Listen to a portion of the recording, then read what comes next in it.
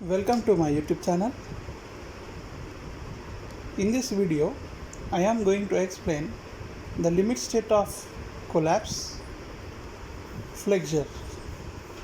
So, in IS 1343-2012, we have limit state of collapse and limit state of serviceability. So, in the limit state of collapse, first we have to go through the flexure, and if you look at page number 31 and clause 23.1, we can see the assumptions of limit state of collapse. So here we have the assumptions. So I'll be going through a few of them.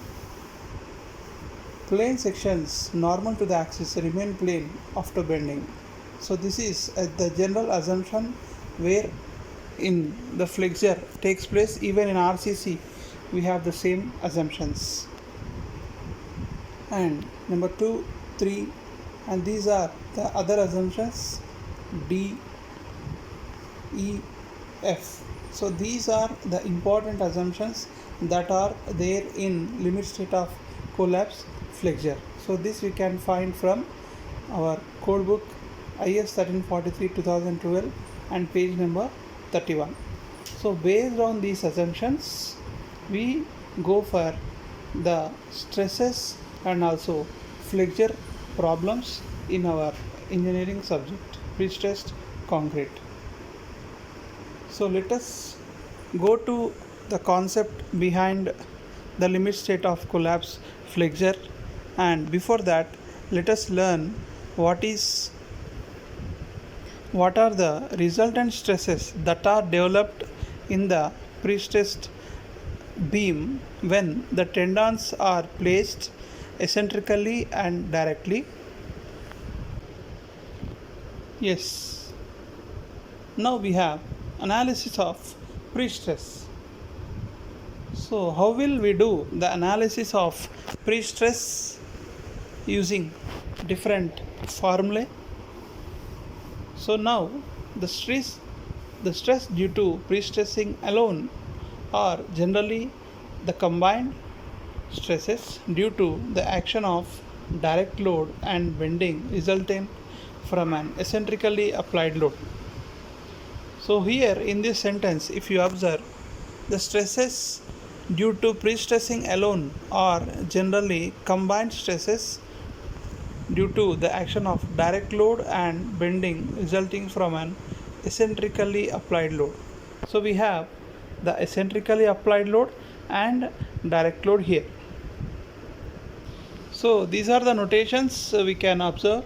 P is a pre-stressing force and E is the eccentricity of pre-stressing force, and M will be the multiplication or the product of P and E, that is moment. A is the cross section area, I is second moment of area or moment of inertia of the section about its centroid.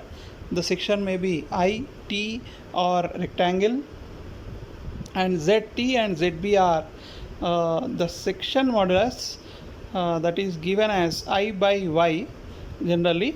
So those are the section modulus at the top and bottom fibers, and FSUP and FINF are also the pre-stresses. Those are the final pre-stresses that is developed in concrete at the top and bottom. In the same manner, YT and YB are the distance of top and bottom fibers from the center of the section, and I is the radius of gyration.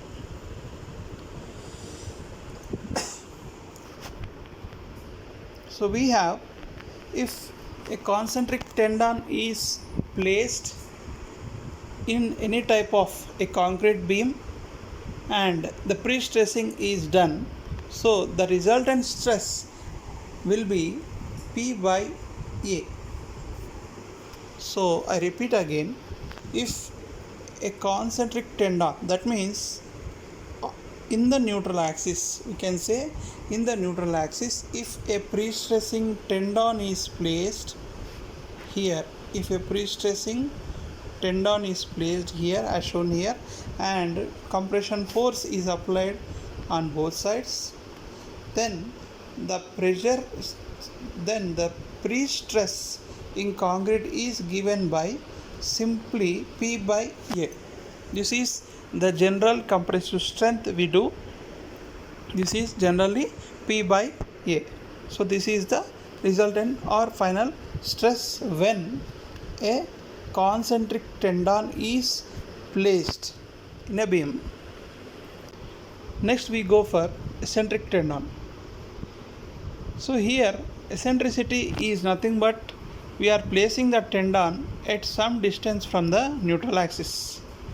So that small distance is denoted by small e, and that is called as the eccentricity.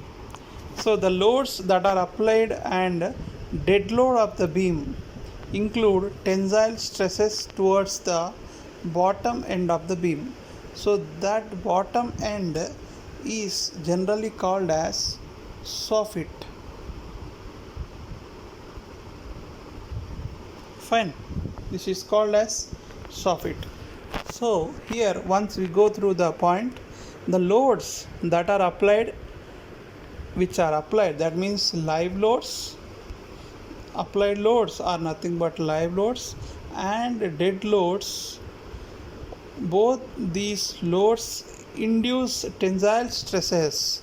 So according to the sentence here, live load and dead load will induce tensile stress towards the soffit of the beam, only towards the bottom end of the beam. This point is very much important, only at the bottom end of the beam. And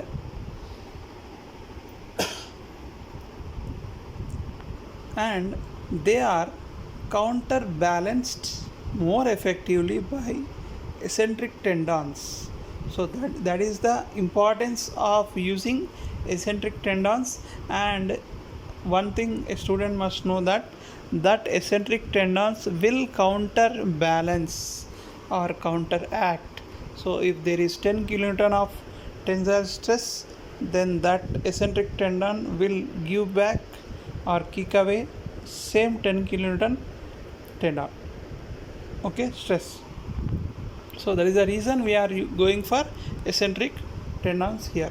So the figure shows a concrete beam subjected to eccentricity magnitude P located in eccentricity E. So this figure, if you look at this figure, we have a tendon placed here, so at some distance E. If you observe, the distance is E. So here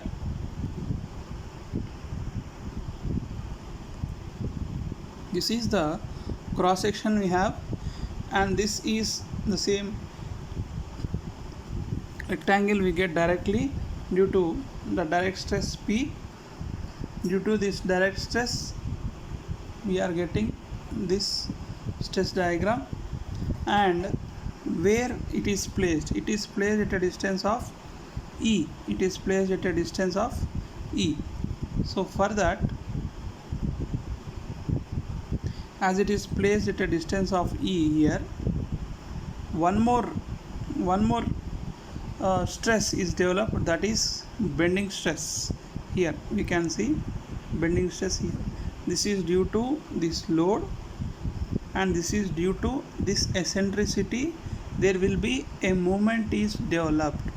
Due to this eccentricity, this load into distance will give a moment. So that moment is nothing but this bending stress. If you observe, we have P into E by Z. This bending stress is given by P into E by Z. P into E by Z can be written as M by Z. P into E is nothing but M. We have already, it is mentioned. So the resultant stress can be the sum of these two, P by A minus PE by ZT, and here P by A plus PE by ZT here.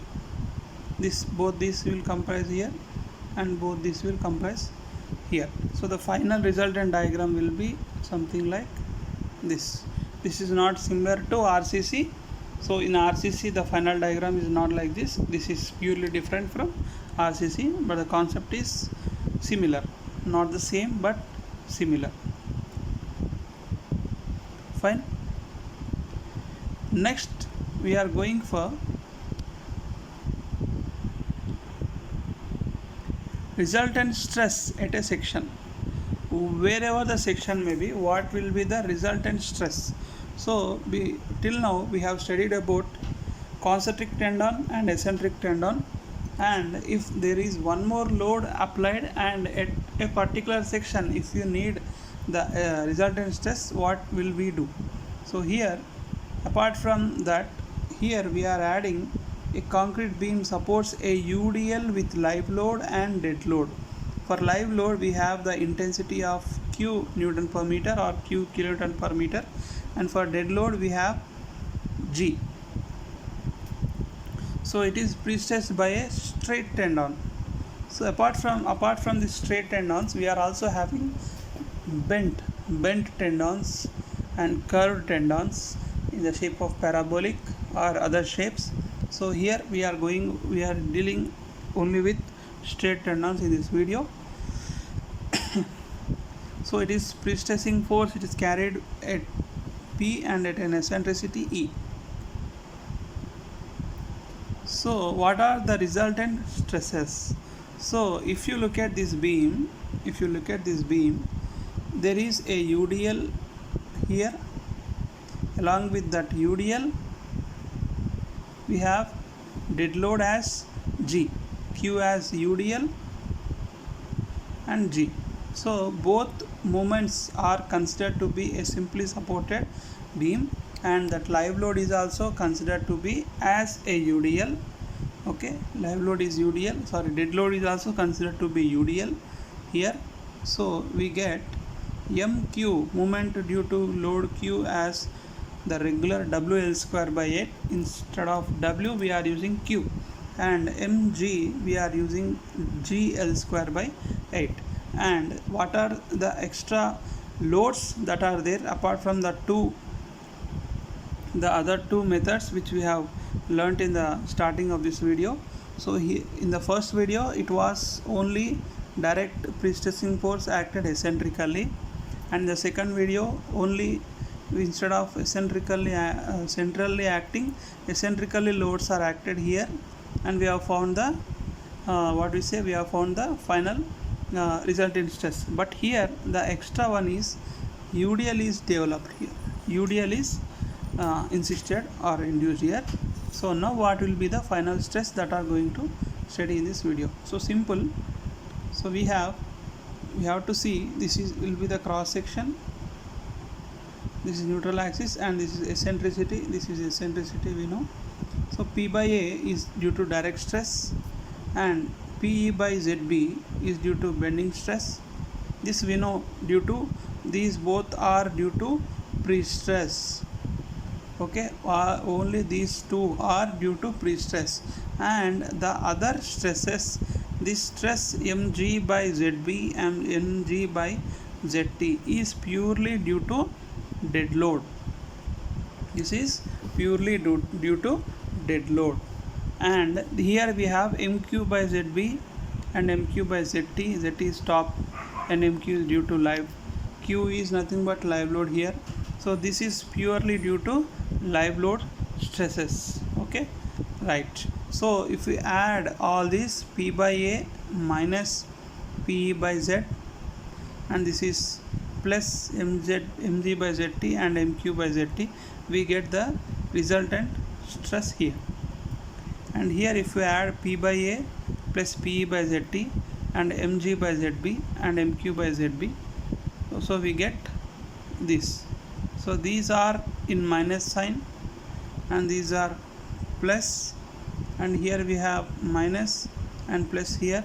So accordingly we have to subtract or add the stresses which we are getting. So finally, the resultant stresses at the top and bottom fibers can be written as like this.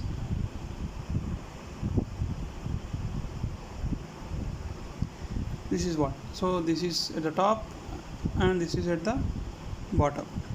So this is completed. So if you really like this video, please subscribe to my channel. Thank you for bearing with me. Jai Hind.